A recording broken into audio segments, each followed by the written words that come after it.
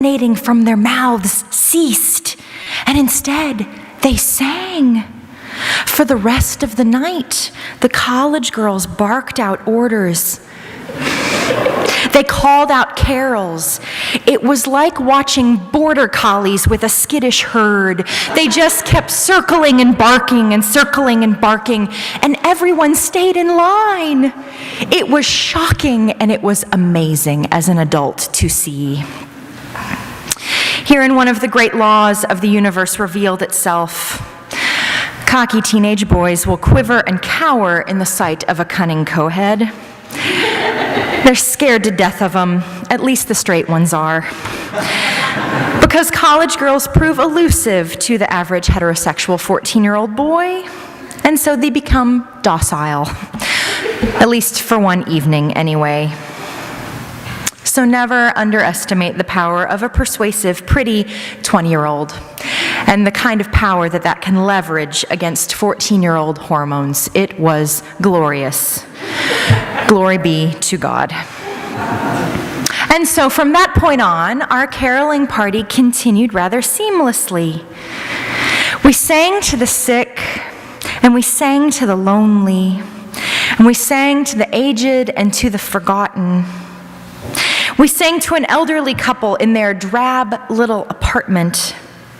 We sang to a youth group girl stuck at work in the cinema ticket booth.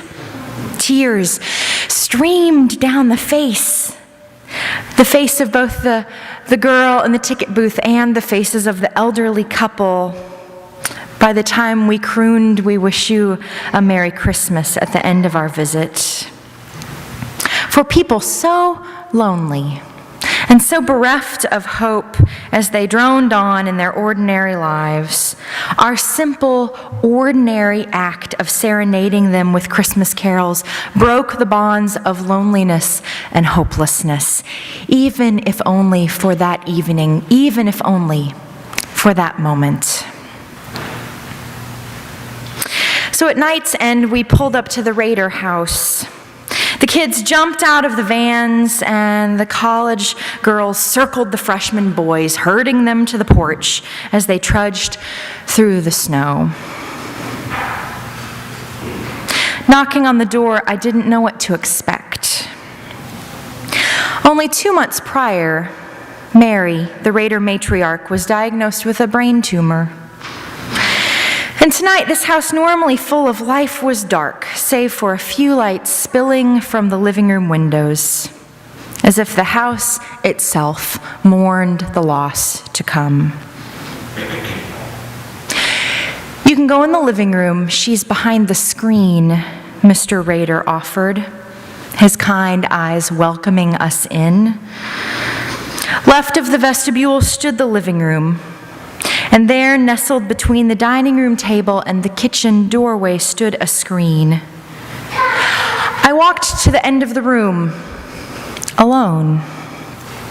The group who'd poured into every other living room like a liquid filling an empty glass stood suspended in silence under the archway. I locked eyes with one of the college girls, and she went to work nudging the timid teenagers past the dark threshold into the meager lamplight of the living room, where a dying woman lay partitioned off from us in a meager show of privacy. At first, it seemed as if we would only sing to the screen, but as we neared the end of the second song, panel by panel, a nurse folded it back. And this woman who bustled about this living room entertaining guests once, now curled up in a hospital bed, soft and gentle and smiling. Her dark, full hair, now light and sparse, laid limply about her pillow. A delicately hale hand slipped from under the blanket, and Mary's daughter held it and stood watch by her mother's bedside. We finished our song. "Do you have any requests?" I asked. daughter leaned down and whispered in her mother's ear, and then listened and looked up, smiling. No requests. We're just enjoying the music. Well then, I said, turning toward the group, what do you want to sing? Their faces went blank. Their eyes widened. And it was then that another law of the universe revealed itself. Otherwise invincible teenagers are made mortal by mortality, humbled by looking death in the eye. And although they wanted desperately to turn away, to run away from the truth that they too are frail, they too are fragile, they too are human beings, they too will someday stand watch with failing parents, or they too will someday be sick themselves, they did not turn or run. Instead, they stood their ground, armed with the only power at their disposal, Christmas carols. And so, song sheets in hand, they stood their ground, ready to sing whatever was asked of them. One of the college girls shepherding the frightened flock said, "Page 3, ready?" And with that, we began. Have yourself a merry little Christmas. Let your heart be light. From now on, our troubles will be out of sight. Oh, the words caught in my throat, because these people's troubles were anything but out of sight. Have yourself a merry little Christmas. Make the Yuletide gay.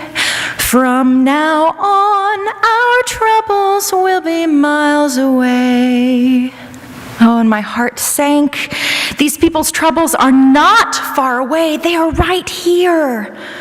Hospital beds and hospice, brain tumors and bereavement soon to be, they are right here.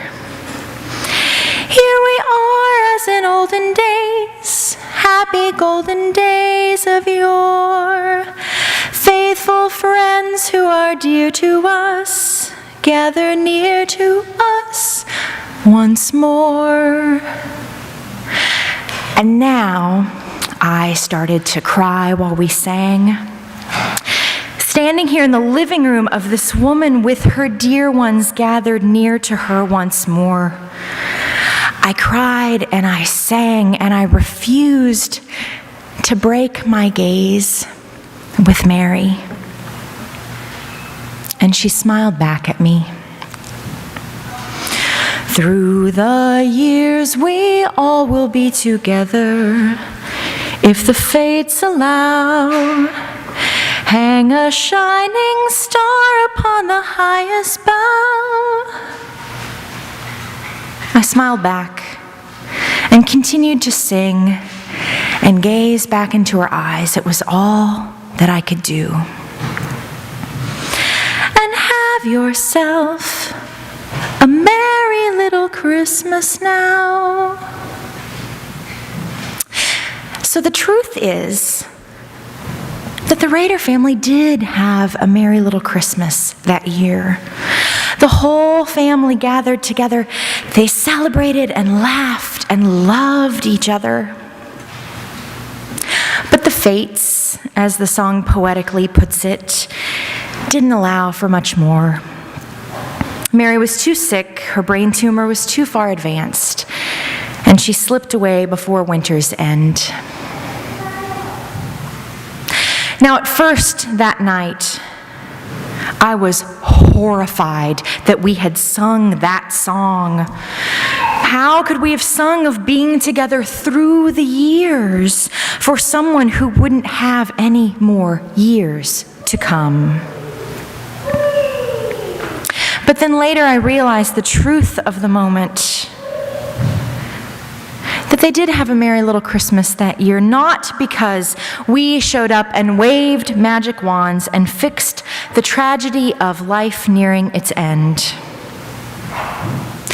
No, they had a merry little Christmas because they chose to be together as family and friends and love each other fiercely through difficult times. And it was right that night for us to come and sing, "Have Yourself a Merry Little Christmas," and the first Noel, and "Angels We Have Heard on High." Why? Not because we did anything magical. Not because we were stand-ins for Santa, with the power to see that wishes came true. But because we did the work that angels do that night. Yes, those boys who typically were no angels, they were that night.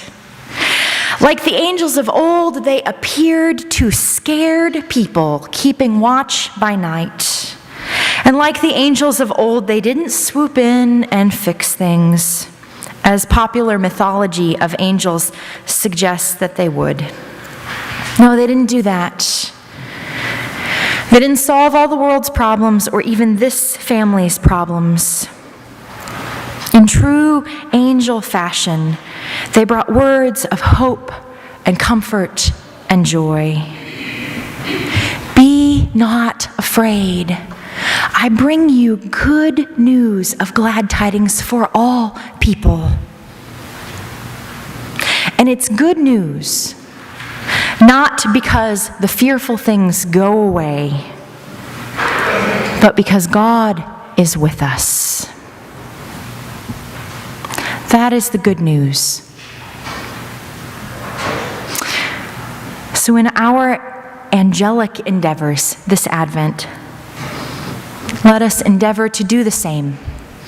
In this world of bad news and no news, let us endeavor to bring the good news that God is truly with us to people who desperately need to hear it, even if those people are ourselves. Amen.